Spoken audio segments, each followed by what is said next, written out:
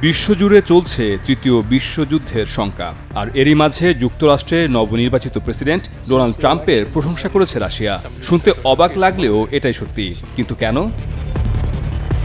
বিশ্বের দুই শক্তিধর দেশ যুক্তরাষ্ট্র ও রাশিয়া, যাদের মধ্যকার দ্বন্দ্বে পৃথিবীতে তৃতীয় বিশ্বযুদ্ধের সূত্রপাত হতে পারে বলে মত বিশ্লেষকদের। তবে এরই মাঝে রাশিয়ার ভূখণ্ডের গভীরে ইউক্রেনের ক্ষেপণাস্ত্র হামলার সমালোচনা করায় যুক্তরাষ্ট্রের নবনির্বাচিত প্রেসিডেন্ট ডোনাল্ড ট্রাম্পের প্রশংসা করেছে ক্রেমলিন।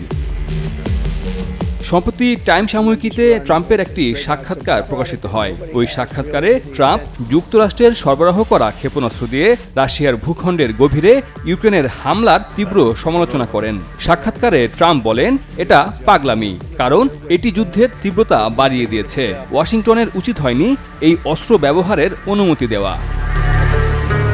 সাক্ষাৎকারে নবনির্বাচিত মার্কিন প্রেসিডেন্টের দেয়া এই বক্তব্য নিয়ে সম্প্রতি প্রতিক্রিয়া জানায় রাশিয়া। ক্রেমলিনের মুখপাত্র দিমিত্রি পেসকভ সাংবাদিকদের বলেন, ট্রাম্পের বিবৃতিটি সম্পূর্ণরূপে রাশিয়ার অবস্থানের সঙ্গে মিলে যায়। Double million offer, Walton fridge কিনে পেতে পারেন 20 লক্ষ টাকা, রয়েছে কোটি কোটি টাকার নিশ্চিত উপহার।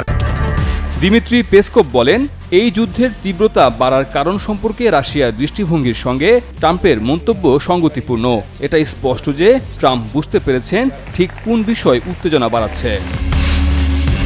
মস্কোর পক্ষ থেকে আগেই হুঁশিয়ারি দিয়ে বলা হয়, যুক্তরাষ্ট্রের সরবরাহ করা দূরপাল্লার ক্ষেপণাস্ত্র দিয়ে রাশিয়ার ভূখণ্ডের গভীরে হামলা চালাতে মার্কিন প্রেসিডেন্ট জো বাইডেনের অনুমতির বিষয়টি একটি বিশ্বযুদ্ধের সূত্রপাত ঘটাতে পারে। যদিও এই বিষয়ে কিয়েভের পক্ষ থেকে বলা হয়েছে, শত্রুর বিরুদ্ধে হামলা চালানোর অধিকার ইউক্রেনের থাকা উচিত।